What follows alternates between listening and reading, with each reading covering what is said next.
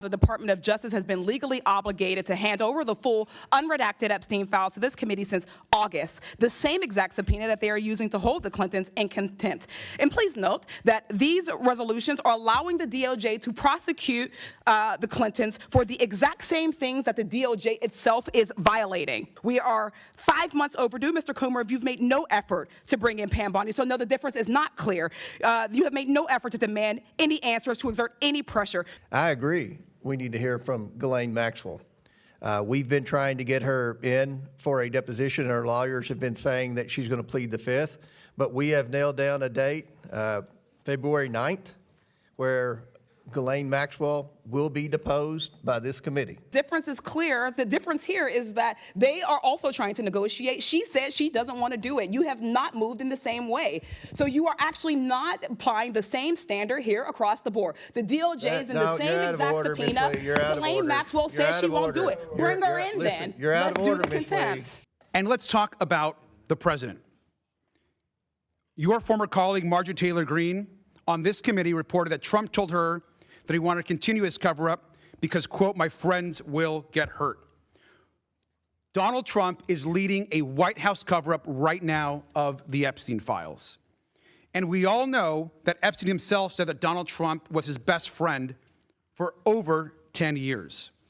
And it is shameful, illegal, and unconstitutional that the Department of Justice has released 1% of the files. 1% of the files. Where is the pressure to get Pam Bondi to release the files? Instead, you're focused, and the committee's focused, on whoever you perceive to be your enemies, and the enemies of Donald Trump.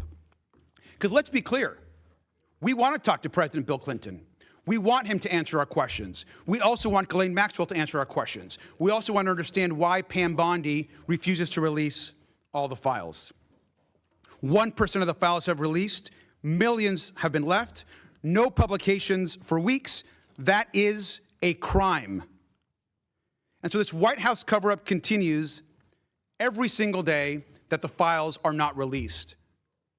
And yet, where are those calls, Mr. Comer? You're saying they're complying. That is both a lie and shameful. It's time to end this White House cover-up. I want to yield to Ranking Member of the Subcommittee on Federal Law Enforcement, Summer Lee, who originally made the motion to subpoena Attorney General Pam Bondi. Thank you, Mr. Ranking Member. I just want us to speak plainly and lay the facts out what's really happened in this committee. We are 1 week out from Bill and Hillary Clinton, who did not show up for their depositions. 1 week, and we're already having a markup to hold them in contempt. Meanwhile, the Department of Justice has been legally obligated to hand over the full unredacted Epstein files to this committee since August, the same exact subpoena that they are using to hold the Clintons in contempt. And please note that these resolutions are allowing the DOJ to prosecute the Clintons for the exact same things that the DOJ itself is violating. They have handed over 1% of the files and heavily redacted. We are 5 months overdue, Mr. Coomer, if you've made no effort to bring in Pam Bondi. So no, the difference is not clear.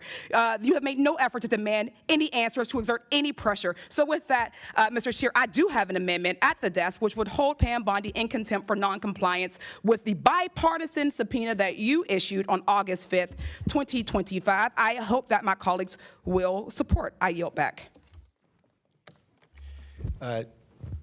Minority's time's expired. We're still debating the measure, and we'll take up your amendment once we finish debating the initial measure. I just wanted to respond to a couple of things.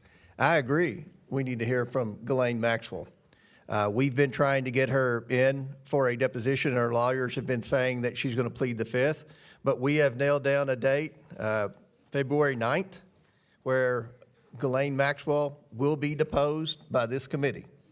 Now, her lawyers have made it clear that she's going to plead the 5th. I hope she changes her mind, because I want to hear from her, just like I want to hear from her. What's that? You said the difference is clear. Turn on your mic, Trump. It is. What would you say? If the difference is clear, the difference here is that they are also trying to negotiate. She says she doesn't want to do it. You have not moved in the same way. So you are actually not applying the same standard here across the board. The DOJ is in the same exact subpoena. Ghislaine Maxwell says she won't do it. Bring her in then. You're out of order, Ms. Lee. You're out of order. So we were going to depose Ghislaine Maxwell.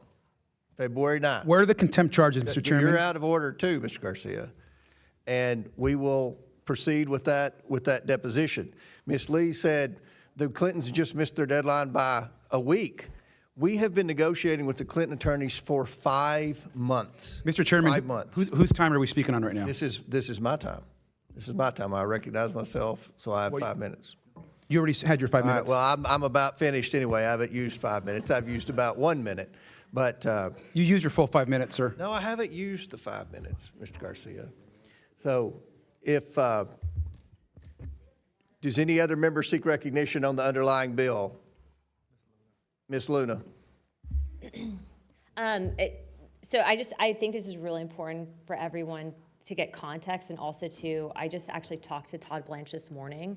And as we proceed in this committee today, I wanted to give an update, but also to let you all know that Todd Blanche has told me that he's willing to talk to any of you, and I think it would be very important as we proceed with the seriousness of this investigation, specifically pertaining to Jeffrey Epstein, that there's open dialogue directly with the DOJ.